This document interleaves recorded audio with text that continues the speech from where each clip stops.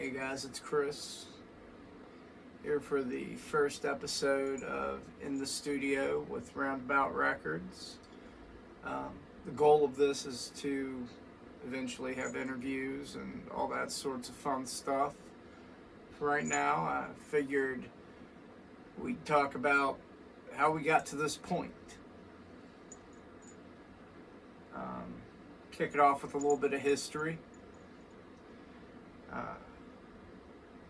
So I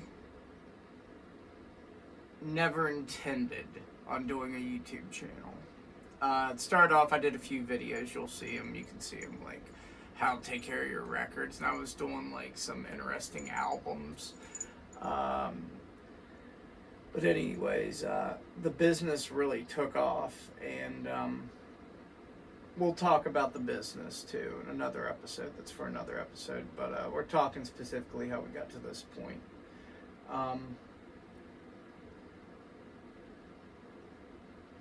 I've always loved records, okay? And so I've always collected albums since the time I was a little kid. My dad owned a vending company, and he would always bring me home the 45s. And I'm talking from the time I was like 2 years old, and I have pictures of me from that age, and I was always walking around with records.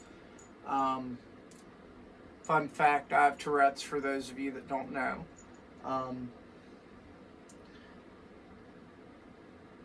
So all through school, I loved records. I collected records. Grow up, I become an adult. All through college, I collect records. Get married, I collect records. Yada yada yada.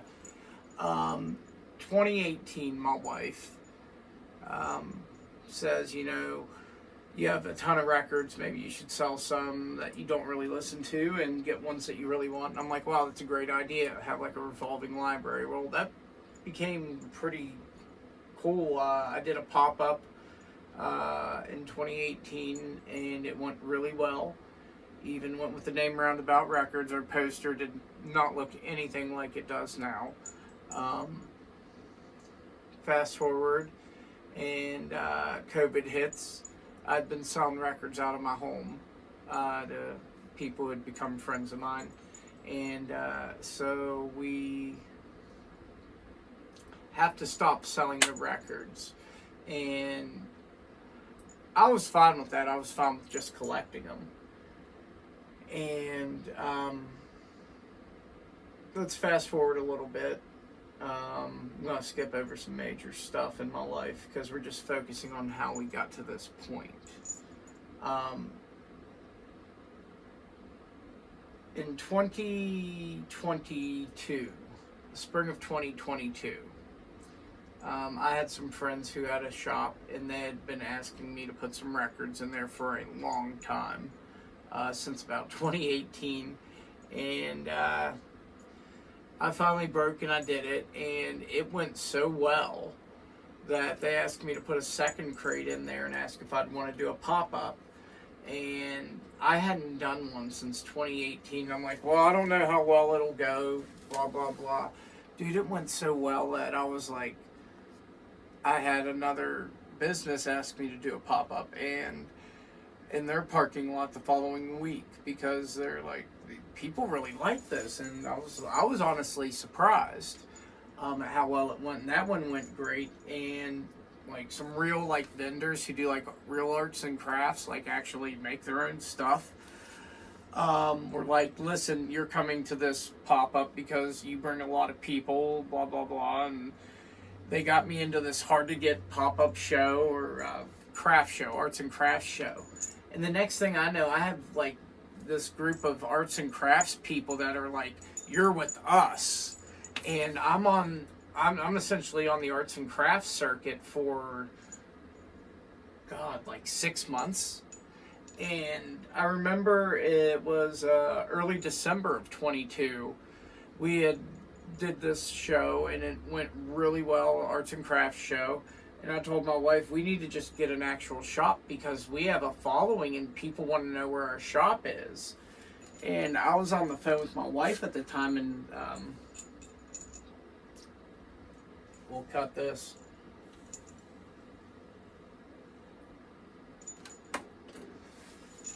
And I was driving down Main Street in Bridgeport and saw a sign in a window that said rooms for rent.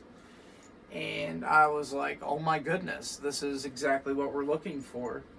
And it was better than what I was looking for. The rent was way lower than what I thought it was going to be. It was perfect.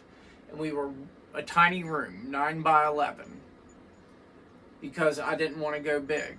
And that went so well that we were like, man, we need to expand. So we moved down to the basement because they weren't using that for anything. And we kept growing, and we made an agreement we're gonna do stuff to the basement and all this and whatnot, and expanded and increased our rent, and it was good, and it was really good. And then I got really, really sick,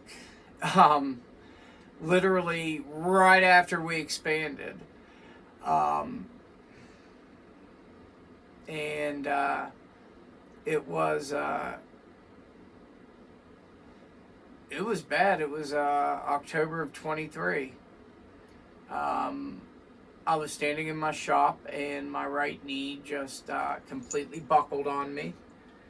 Out of nowhere, I was just standing there, and that was followed by numerous other joints completely failing. Had no idea what was going on. It was quite scary.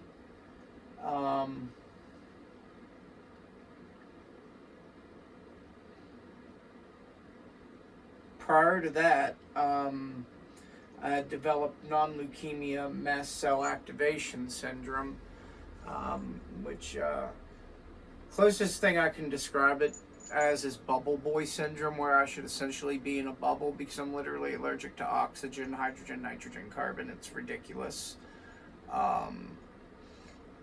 Hurts to breathe, hurts to eat. I'm allergic to everything. Have to do injections, all that fun stuff, and yeah, it's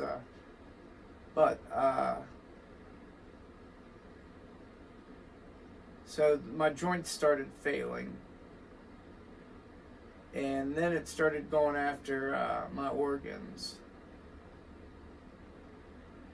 and then new ownership, or a new tenant took over the main lease of the building, and things didn't really work out the way that they could have, and that's okay. I'm where I'm at because I'm supposed to be. And no matter what, I'm always in a good position. And you have to keep that sort of focus.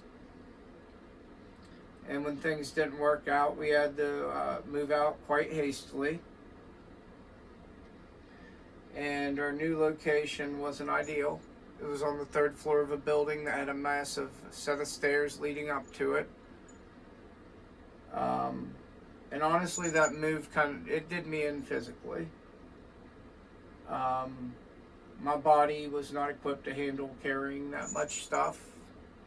I know I look really in shape and all that, but that's because as my muscle breaks down, my body doesn't produce myostatin. So it's reproducing the muscle roughly 4 times faster than it breaks down. So my body, essentially, it's like every day is a 24/7 gym day, and it's quite painful. You add in the big muscle in the weakened tendons and ligaments, constant dislocations. My hands are, a kid at school asked me if I punch blocks because of my hands. I said no. I'm just super flexible in the worst way possible. It's called vascular Ehlers-Danlos. It's also why my voice sounds like this. With that being said, like just between the new location and my body failing, I really slowed down. I might have been in the shop once a month. And one day I got a call from an old friend of mine.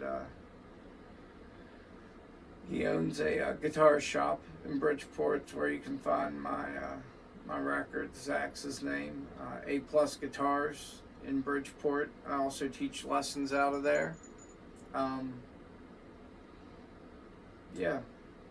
And it's working out really good. I supply him records and teach lessons. it works, because I don't have the energy anymore. And it's okay though, because I have other things that I can offer. I think you're going to hear a lot more interesting things on here with these videos than you would have in the shop just talking about music.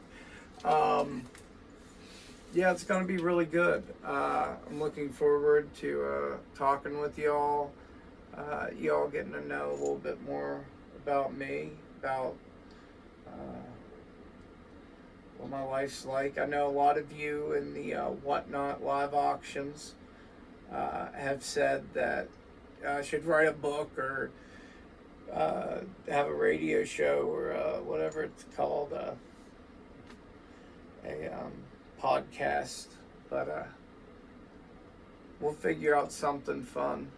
Until then, guys, take it easy. Peace.